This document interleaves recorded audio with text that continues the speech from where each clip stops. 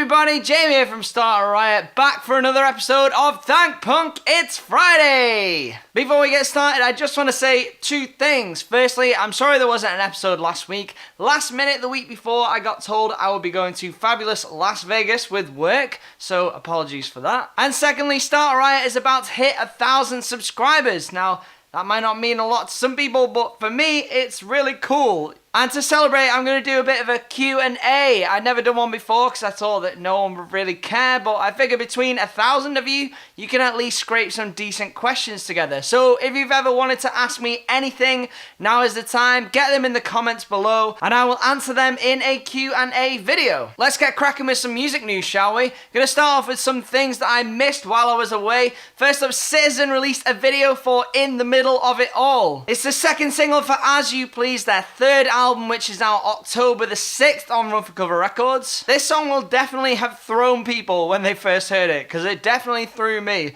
It starts with this kind of choral vocal melody, repeating the title of the track In the Middle of It All, and it basically carries throughout most of the song. But it definitely feels like a Citizen song, and combined with the first single, Jet, these are two really great songs. Got me really excited for this album, As You Please. It definitely shows they've retained some of the experimental elements from Everybody Is Going to Heaven, and also kind of harking back to a lot of the melody and the catchiness that they had on Youth. Seems like they're focusing much more on catchy songs with really slick production. It's not quite Everybody Is Going to Heaven, it's also not quite Youth. It's something kind of different to both albums, which is something that I think Citizen will definitely want to go for. I've been listening to this song on repeat as well, which is a really good sign. I just want to say something in defense of Everybody Is Going to Heaven. A lot of people say it's not as good as Youth.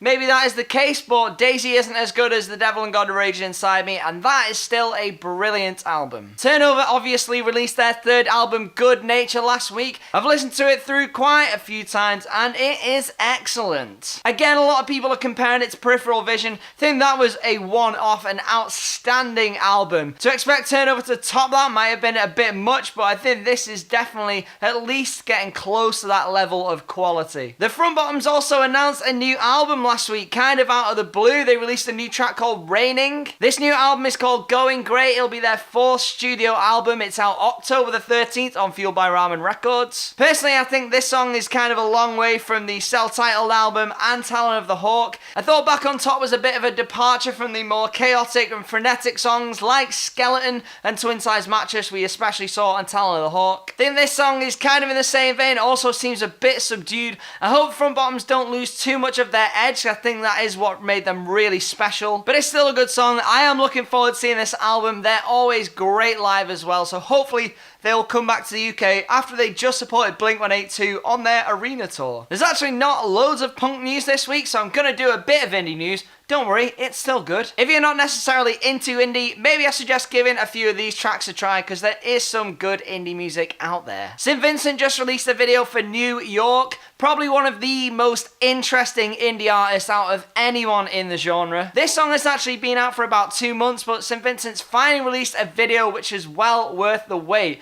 Definitely a moving piece of modern art. It's a very interesting, strong visual, bold colours, and St. Vincent herself has definitely gone for a more clean, mainstream look for this album. Her earlier stuff's always had kind of a manic indie and even art rock vibe at times, but seems like with that look, this album's probably going a bit more pop. She's maybe trying to do it as an experiment to hit the mainstream.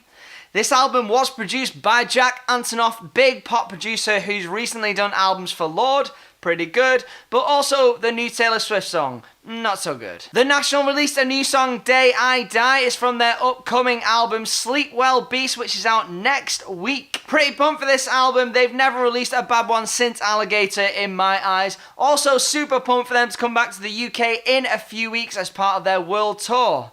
Top notch. And Bully released another single, Running. It's another song from their upcoming second album, Losing, out October the 20th on Sub Pop Records. It's definitely more of a groovy, kind of long and driving song. Really reminds me of some Parquet Court stuff, especially from their album Sunbathing Animal. Okay, that's enough indie. We'll go back to punk now, okay? fine. Milk Teeth released a video for their song Fight Skirt. It's off the amazing EP Be Nice, which came out a few weeks ago on Roadrunner Records. A really great way to come back with new material after a bit of a lineup change. Really shows that even though the dynamic has changed within Milk Teeth, they can still write excellent songs. They've also announced that they will be doing a tour later in the year supporting Good Charlotte. Meh. Best X released a video for See You Again. This is super sweet, romantic, kind of indie pop. It's kind of like if Carly Rae Jepsen was a little bit punk and did a song with Latigra. Formerly known as Candy Hearts, this EP, Ice Cream Antisocial, is their first release as Best X, and it's out now on Alcopop Records. The Fever have released their debut track, We're Coming In. This is Jason Butler from Let Live's new project. It kind of has elements of nu metal, hardcore punk, and a bit of noise rock in there as well. It sounds like a mishmash of The Bronx, Stray from the Path, and a little bit of Death Grips in there as well, maybe. If you're looking to fill a Let Live shaped hole in your life, this may not fill it completely, but it will at least scratch the itch somewhat. Somos are back. They only announced that they were breaking up a year ago after their second album, First Day Back, came out on Hopeless Records, but they've got a new song called Strangers on the Train, which is actually really good. They were always more the indie scale of emo, but they've probably gone even more that way. This kind of sounds a bit like the Cayetana album, which came out earlier this year, which I've been raving about. It's a really good song, and their last album, First Day Back, did have some really good songs on it as well.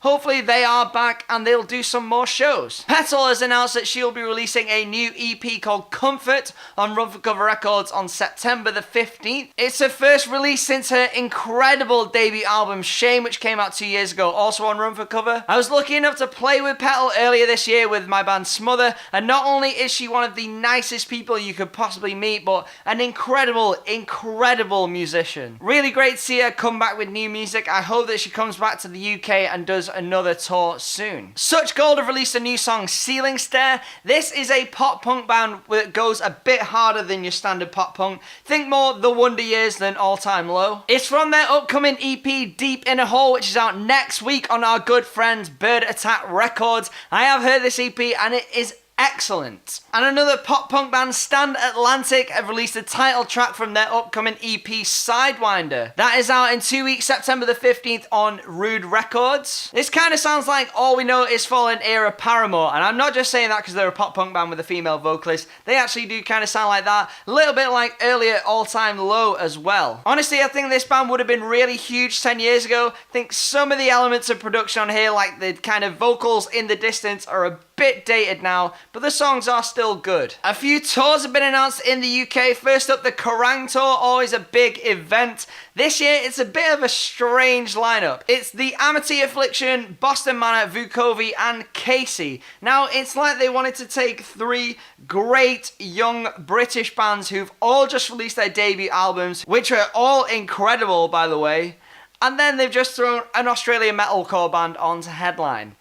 Doesn't make a lot of sense. I have no beef with the Amity Affliction, but I would have loved to have seen another young British band on there. Kind of like Creeper if they weren't already doing their own headline tour around that time. Or even just those three bands, Boston Manor, Vukovi and Casey, just doing smaller venues with the same tour. It'll be really good either way. It's just a bit of a weird bill. I think a lot of people will either go for the first three bands or for the Amity Affliction. Paramore have announced another UK tour. Hallelujah! If, like me, you missed out on tickets for the Tour 1, which was earlier this year, in slightly smaller venues, then you'll be very happy, like I also am. Especially after their incredible, awesome fifth album, After Laughter, came out earlier this year. Can't wait to see those songs live. Rose Colored Boy, live.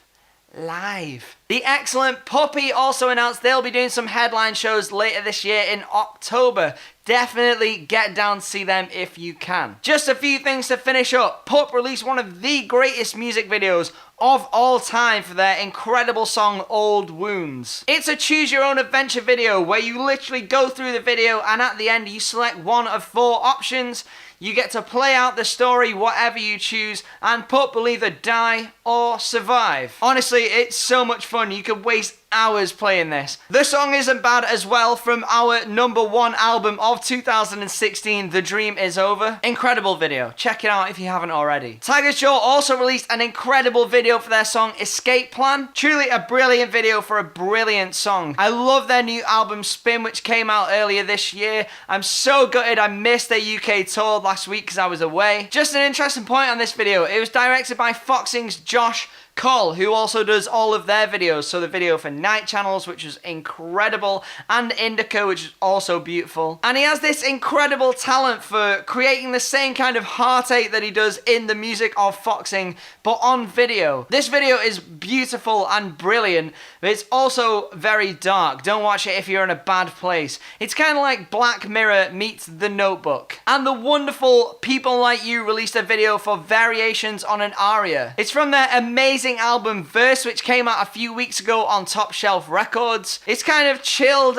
jazzy emo, which is a great combination in my opinion. This is one of the more quieter, more relaxing tracks on the album. A beautiful vocal melody which kind of interplays with the brass instruments on the track as well. Really special band, really great album. Definitely go check it out. And that is all we got time for this week, guys. Please like the video, subscribe to the channel, help us get to the 1K. It may not seem like much, but it means a lot to me, and I basically just do this on my own. So help me out, please. Have a great weekend, whatever you're up to. Thanks for watching, but for now, thank Punk, it's Friday!